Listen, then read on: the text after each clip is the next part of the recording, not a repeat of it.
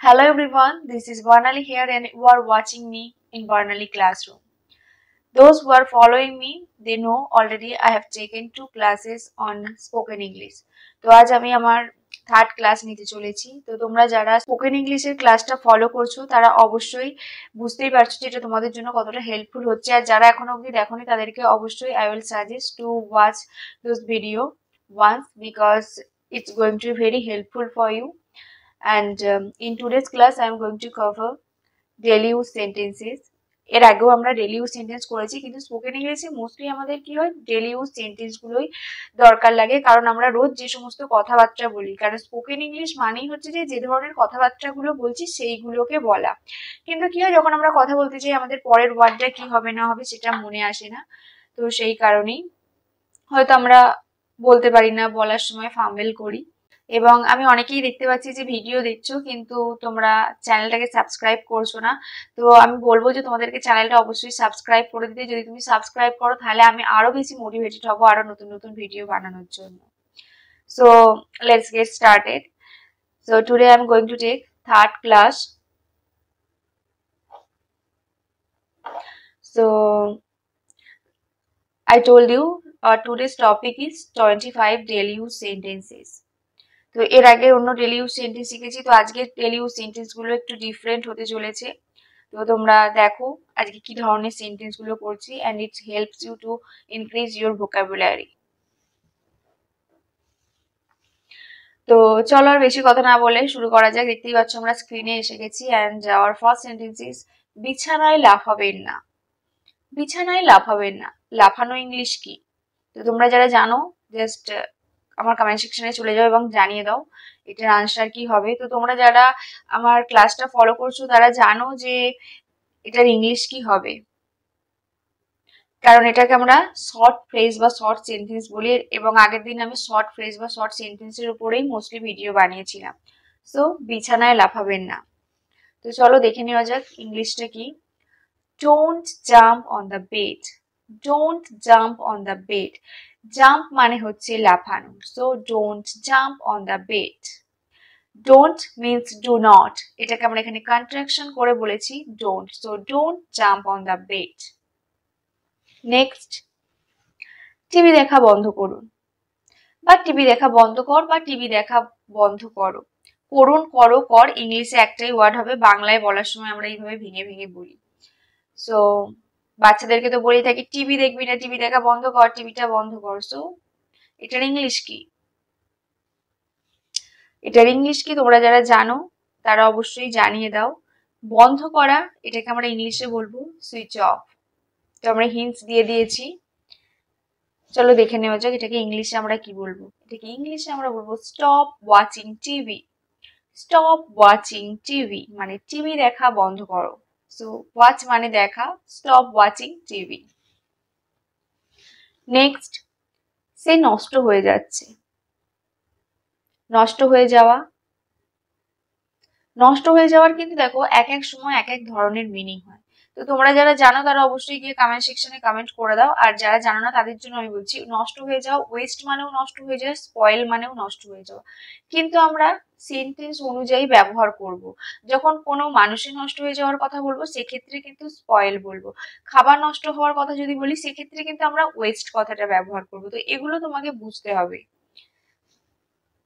Next, সে নষ্ট হয়ে যাচ্ছে, তার মানে কি আমরা কোনো ব্যক্তি নষ্ট হয়ে যাচ্ছে, কোনো মানুষ নষ্ট হয়ে যাচ্ছে তার কথা বলছি। So he is getting spoiled, he is getting spoiled. কিন্তু যদি আমি বলতাম যে সে খাবার নষ্ট করছে, সেক্ষেত্রেও কিন্তু আমরা নষ্ট কথাটাই ব্যবহার করতাম, নষ্ট, কিন্তু সে খাবার নষ্ট করছে, হি ইজ ওয়েস্টিং ফুড, সেক্ষেত্রে কিন্তু ওয়েস্ট হয়ে যেত। তো সেন্টেন্সের মানে বুঝিয়ে তোমাকে ইংলিশ বলতে হবে। So he is getting spoiled, সে নষ্ট হয়ে যাচ্ছে। অ্যান্ড নেক্সট, এটা একটা অশুভ, মানে এটা খারাপ কিছু। সো এটার ইংলিশ কি? এটার ইংলিশ হচ্ছে this is a bad thing. This is a bad thing. Bad thing মানে খারাপ জিনিস, খারাপ জিনিস। So this is a bad thing, এটা একটা অশুভ। দেখো এখানে কিন্তু আমি একদম বেসিক লেভেলের ওয়ার্ড ব্যবহার করেছি। ব্যাড থিং মানে খারাপ কিছু। So this is a bad thing. যাতে তোমরা যারা একদম বিগিনার্স রয়েছে, যাতে তাদের প্রথমেই এমন বোম্বাস্টিক ইংলিশ শুনে যেন ভয় না লাগে, সেই কারণে একদম বেসিক লেভেলের ইংলিশ ব্যবহার করা হচ্ছে, যাতে easily you can get that one. Next, আমার ভাগ্য খারাপ। আমার ভাগ্য খারাপ আমরা বলি, যখন খারাপ কিছু হয় তখন বলি আমার ভাগ্য খারাপ। সো এটার ইংলিশ কি হবে? তোমরা যারা জানো তারা জানিয়ে দাও। ভাগ্য ইংলিশ আমরা সবাই জানি লাক, ফরচুন। কিন্তু এই সেন্টেন্সটার ইংলিশ কি? সেন্টেন্সটার ইংলিশ হবে I have bad lakh. I have bad lakh মানে আমার ভাগ্য খারাপ। বা এটাকে আমরা এটাও বলতে পারি I am unfortunate. I am unfortunate মানে আমি হচ্ছি অভাগী। সো সেক্ষেত্রে দেখো, এখানেও কিন্তু আমরা সবসময় ওয়ার্ড টু ওয়ার্ড ট্রান্সলেট করবো না, কিছু কিছু সময় মিনিং অনুযায়ী ট্রান্সলেট হবে। দুটো কিন্তু কথা শুনতে আলাদা হলেও দুটো কথার মানে কিন্তু এক। So I have bad luck. Next, ভদ্রতার সাথে কথা বলুন। যখন আমাদের সাথে কেউ খারাপ ব্যবহার করে, এটাই আমরা বলি ভদ্রতার সাথে কথা বলুন। কিন্তু এটার ইংলিশ কি? তো চলো দেখে নেওয়া যাক এটার ইংলিশ কি। ভদ্রতার সাথে কথা বলুন, স্পিক পোলাইটলি মানে ভালোভাবে, নরমভাবে কথা বলার কথা বলা হচ্ছে। কিন্তু দেখো, ভদ্রতার সাথে কথা বলুন মানে এটাও কিন্তু যে তুমি ঠিক করে ব্যবহার করো, ঠিক করে কথা বলো। এটাকে আমরা ইংলিশে এইভাবেও বলতে পারি behave yourself. Behave yourself, speak politely or behave yourself. এখানে স্পিক পোলাইটলি এর জায়গায় আমরা এটাও বলতে পারি বিহেভ ইয়োরসেলফ। কারণ আমি আগের সেন্টেন্সটাতে তোমাকে বলেছি যে এমন নয় সবসময় ওয়ার্ড টু ওয়ার্ড ট্রান্সলেট করতে হবে, মিনিং বুঝেও তুমি বলতে পারো। একই কথাকে আমরা অনেক রকম ভাবে বলতে পারি। সো স্পিক পোলাইটলি মানে ভালোভাবে কথা বলো, বা বিহেভ ইয়োরসেলফ ভদ্রতার সাথে কথা বলুন। এই দুটোর জন্য আমরা সেন্টেন্সটার জন্য কিন্তু আমরা এই দুটো সেন্টেন্সই ব্যবহার করতে পারি। সো নেক্সট, আপনার চোখ নিচে রাখুন। আমাকে ওরকম চোখ দেখিও না, তোমার চোখটা নিচে করো। এটা আমরা রেগে গিয়েও বলি অনেক সময়। কিন্তু এটার ইংলিশ কি? চোখ নিচে করো, চোখ ইংলিশ আই, নিচে রাখো ডাউন। সো আপনার চোখ নিচে রাখুন। চলো দেখে নেওয়া যাক এটার ইংলিশ কি। Keep your eyes down. Keep your eyes down মানে তোমার চোখটা নিচে করো। আওয়ার নেক্সট সেন্টেন্স ইজ তুমি পরে আফসোস করবে। আফসোস করা ইংলিশ কি তোমরা জানো কি? আফসোস করা ইংলিশ, যদি সেন্টেন্সটা কি হবে নাও জেনে থাকো, যদি আফসোস করা ইংলিশ জেনে থাকো তাহলে কিন্তু সেটাও আমাকে জানাতে পারো আফসোস করা ইংলিশ কি। আফসোস করা ইংলিশ হচ্ছে অ্যাকচুয়ালি রিগ্রেট। আমরা বাংলাতে অনেক সময় না বলে বাংলাতে কথা বলার সময় রিগ্রেট কথাটাই ব্যবহার করি, ইংলিশটাই বাংলায় ব্যবহার করি। সো তুমি পরে আফসোস করবে, you will regret later. You will regret later মানে তুমি পরে আফসোস করবে। রিগ্রেট মিন্স আফসোস করা। So you will regret later. Next, এই ধরনের কার্যকলাপ করবেন না, বা এই ধরনের কার্যকলাপ করবে না। কার্যকলাপের জায়গায় আমরা কাজও বলতে পারি। তো এই ধরনের কাজ আর করো না, এই ধরনের কাজ করবে না। বাট এটার ইংলিশ কি? এই ধরনের কার্যকলাপ করবেন না, করবে না মানে বুঝতে পারছো সেন্টেন্সটা হবে নেগেটিভ সেন্টেন্স। সো ডোন্ট দিয়ে সেন্টেন্সটা শুরু হবে। তো চলো সেন্টেন্সটা কি দেখে নেওয়া যাক। Do not do such activities. Do not do such activities or do not এর জায়গায় এখানে ডু নট এর জায়গায় এখানে আমরা ডোন্ট এটাও বলতে পারতাম। ডোন্ট এখানে ওটা হতো না। So don't do such activities or do not do such activities মানে এই ধরনের কাজ আর করো না। নেক্সট, এখানে স্বাক্ষর করো, বা এখানে স্বাক্ষর করো, বা এখানে সাইন করো। অ্যাকচুয়ালি স্বাক্ষরের ইংলিশ কিন্তু সাইন। আমরা কিন্তু বাংলাতেও যখন বলি এখানে সাইন করে দেবে, তো সেক্ষেত্রে কিন্তু বাংলা ব্যবহার করি না। এরকম অনেক ইংলিশ ওয়ার্ড রয়েছে যেগুলো আমরা নর্মালি এখন যেগুলো আমাদের কাছে বাংলাই হয়ে গেছে, বাংলায় আমরা ব্যবহার করছি। সো এখানে স্বাক্ষর করো, এটা it's very easy. Sign here. Sign here, এখানে সাইন হচ্ছে ভার্ব, হিয়ার মানে এখানে। সো সাইন হিয়ার, এখানে স্বাক্ষর করো, কিন্তু সাইন কথাটাই ব্যবহার করি স্বাক্ষরের থেকে বেশি। এখানে স্বাক্ষর করো আমরা বলি না, আমরা এটাই বলি এখানে সাইন করো। নেক্সট, আমি একবার সেখানে গিয়েছিলাম, এটার ইংলিশ কি? আমি একবার সেখানে গিয়েছিলাম, এখানে গিয়েছিলাম রয়েছে মানে বুঝতেই পারছো ইট will be in past tense. So আমি একবার সেখানে গিয়েছিলাম, একবার ওয়ান্স। সো এটার ইংলিশটা কি? এটার ইংলিশ হচ্ছে I went there once. I went there once, আমি একবার সেখানে গিয়েছিলাম। ওয়েন্ট মানে গিয়েছিলাম। আর এর প্রেজেন্ট টেন্স কি বা পাস্ট পার্টিসিপেল কি হবে? তোমরা সবাই জানো, যারা বেসিক, যারা স্কুলে পড়ছো তারা সবাই জানো যে এটার ইংলিশ কি হবে। তো ওয়েন্ট হচ্ছে পাস্ট টেন্স, তো এটার প্রেজেন্ট ফর্ম এবং পাস্ট পার্টিসিপেল কি হবে সেটা তোমরা জানাবে আমার কমেন্ট সেকশনে। নেক্সট, তাড়াতাড়ি নিচে আয় বা তাড়াতাড়ি নিচে এসো, এটাও কিন্তু শর্ট সেন্টেন্স। এটার ইংলিশ কি? সো নিচে আসা English come down. So come down quickly. Come down quickly মানে তাড়াতাড়ি নিচে আয়। নেক্সট, এটা আমার গর্বের ব্যাপার মানে এটার জন্য আমি গর্বিত। সো এটা আমার গর্বের ব্যাপার। গর্ব, এটার ইংলিশ কি? তোমরা সবাই জানো, এটার ইংলিশ কি হবে?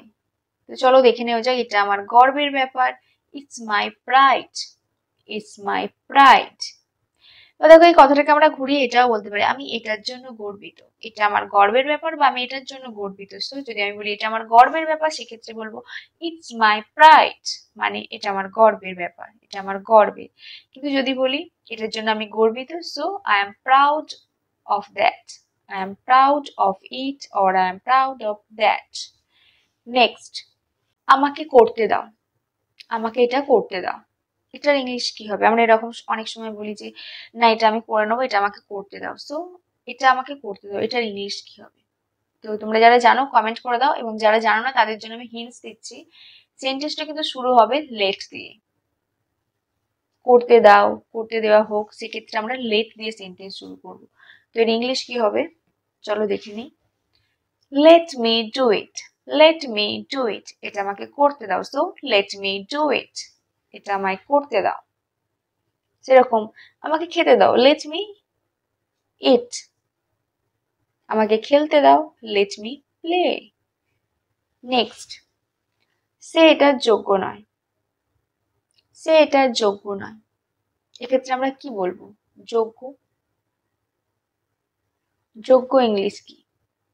এখানেও কিন্তু দেখো সেন্টেন্সটার মানে বুঝে তোমাকে ইংলিশটা করতে হবে, কারণ দেখো এর ইংলিশটা দেখলে তোমরা বুঝতে পারবে। সে এটার যোগ্য নয়, হি doesn't deserve it. He doesn't deserve it মানে সে এটার যোগ্য নয়। এখানে দেখো ডিড নট লেখা রয়েছে অ্যাকচুয়ালি, এখানে দেখো অ্যাকচুয়ালি ডিড নট লেখা রয়েছে, কিন্তু sorry for this mistake, actually it will be he doesn't, because যোগ্য নয় মানে এটা হচ্ছে প্রেজেন্ট টেন্সে রয়েছে। So he doesn't deserve it, সে এটা ডিজার্ভ করে না। So he doesn't deserve it, not he did not.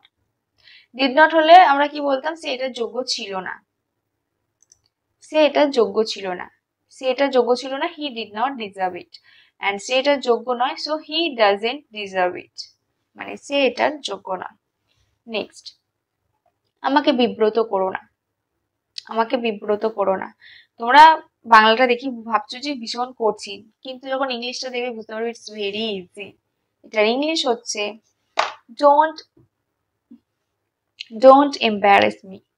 Don't embarrass me মানে আমাকে বিব্রত করো না। এম্বারেস মানে হচ্ছে বিব্রত করা। এম্বারেস কথাটা আমরা জানি, কিন্তু বিব্রত কথাটা শুনে ভাবছিলাম যে কতই কঠিন না হবে ইংলিশটা, but it's not that much difficult what you thought.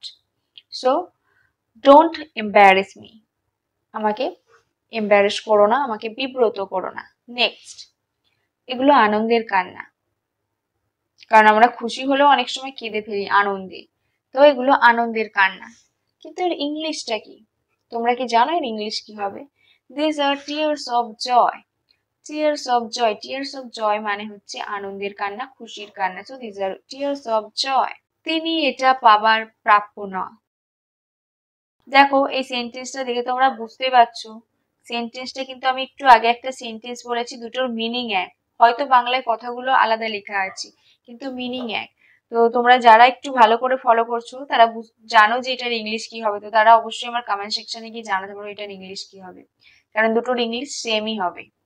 তো তোমরা যারা জানো তো তারা জানিয়ে দাও, আর যারা জানো না তাদের জন্য, তিনি এটা তিনি এটা পাবার প্রাপ্য না, so he doesn't deserve it. He doesn't deserve it মানে সে এটা যোগ্য না, সে এটা পাবার প্রাপ্য না। হি ডাজন্ট ডিজার্ভ ইট বা he does not deserve it. Next, ভুলে যাবেন না সে আমার লোক। এরকম আমরা বলি যে ভুলে যেও না ও কিন্তু আমার লোক, সো ভুলে যাবেন না সে আমার লোক।